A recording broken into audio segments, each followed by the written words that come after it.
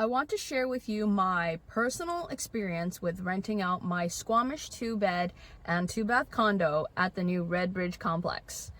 I believe in sharing experiences because it can help people become more knowledgeable, make smarter decisions when it comes to owning a rental property, especially in a soft rental market like ours today.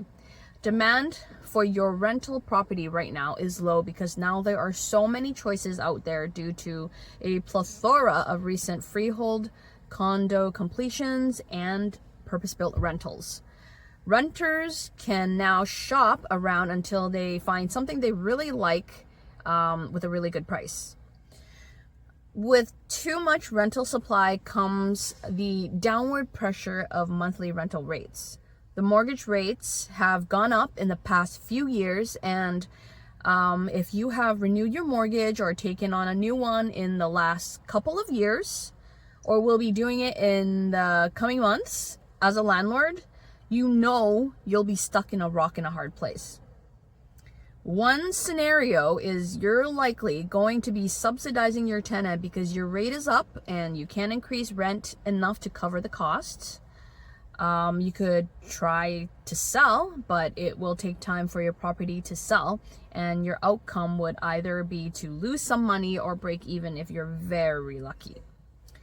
If you're finding yourself in this sort of predicament, your number one thing to do is damage control. And by that, I mean you need to figure out how to minimize financial loss when the books are not balancing ASAP. So, for myself, I unfortunately took possession of the new unit in the beginning of December. It's the worst time of the year to try to rent out a property. Same with January. These are the holiday months when nobody wants to be moving in the snow and rain.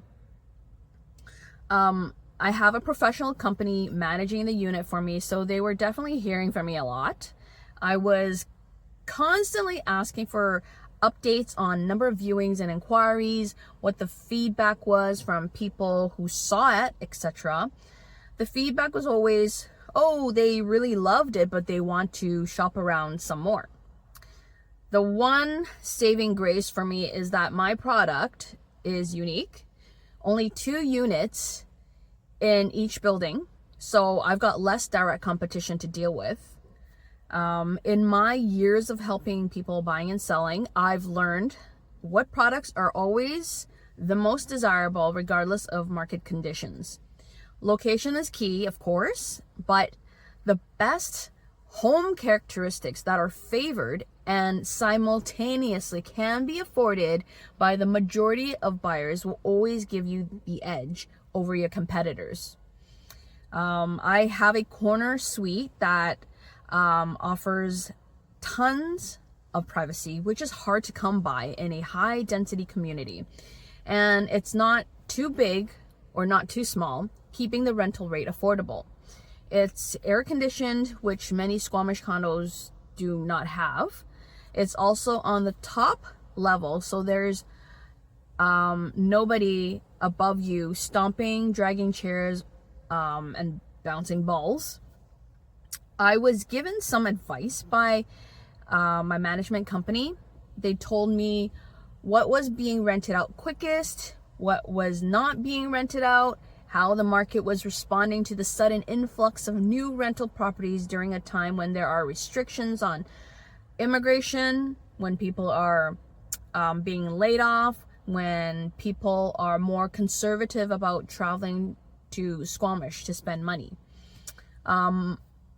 I was told that my unit could rent well over $3,000 because they were able to rent out a few in the first building for $3,500 to $3,600 last summer.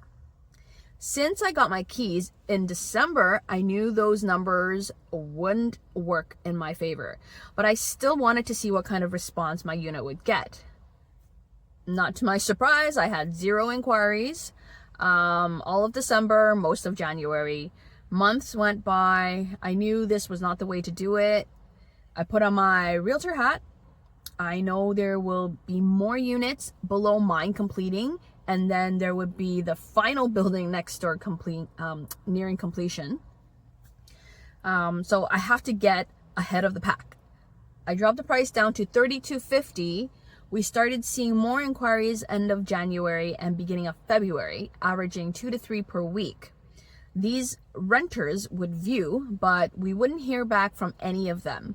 Second week of February rolled around. I had an applicant who wanted to move in ASAP. But as soon as we sent over the lease agreement, they said they changed their minds. It's costing me almost $3,000 for every month this home is not rented out. There are at least 10 two-bedroom units online right now that are still competing with each other for tenancy. They still have their units listed at $3,100 to $3,900 per month. Remember, I'm paying $3,000 each month. Another month not rented would bring my total holding cost to $9,000 since December. I didn't plan on wasting another $3,000, so I dropped it down to $2,990. My 2-bed, 2-bath unit obviously looked like the best deal out of the entire complex and all of Squamish at the time, quite frankly. Now we're into our third week of February. I finally have a tenant secured. The lease is signed and the deposit collected. I'm pretty happy. At $2,990, I'm just above the break-even point, which is what I wanted in the beginning anyway. So my takeaway from this experience is you can listen to advice and what the average rent should be, but ultimately, you should be crunching numbers and finding ways to give yourself the edge. Timing is super important. Get ahead. I don't want to be competing with 30 other rental properties in the complex when the rental market is already so slow. So if everyone else is renting above $3,000, I'd like my rent to stay below market rate to give my tenant a reason to stay year after year.